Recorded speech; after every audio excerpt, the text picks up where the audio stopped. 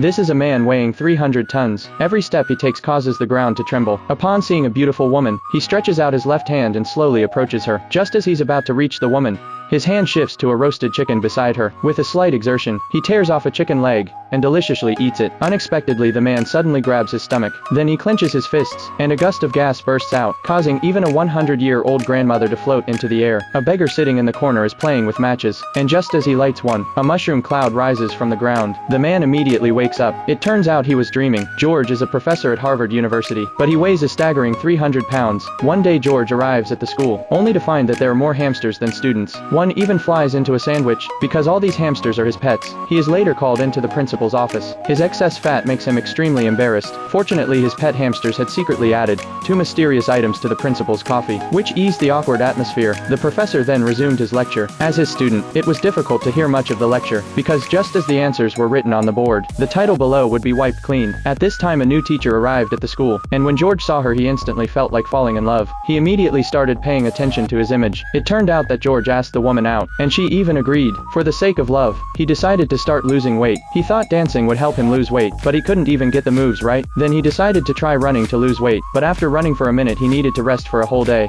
Finally he tried acupuncture for weight loss, but even after his body was full of needles, there was no effect. That evening George watched a couple on TV, and inexplicably he became sad. He fell asleep soon after. The scene switched, and George found himself inexplicably sent to the emergency room. At this point his body began to grow bigger and bigger. The doctors were so frightened that they quickly ran away. One slow reacting man was crushed into the wall by George's expanding body. His enormous fat broke through the window, until a mushroom cloud erupted. That's when George finally woke up.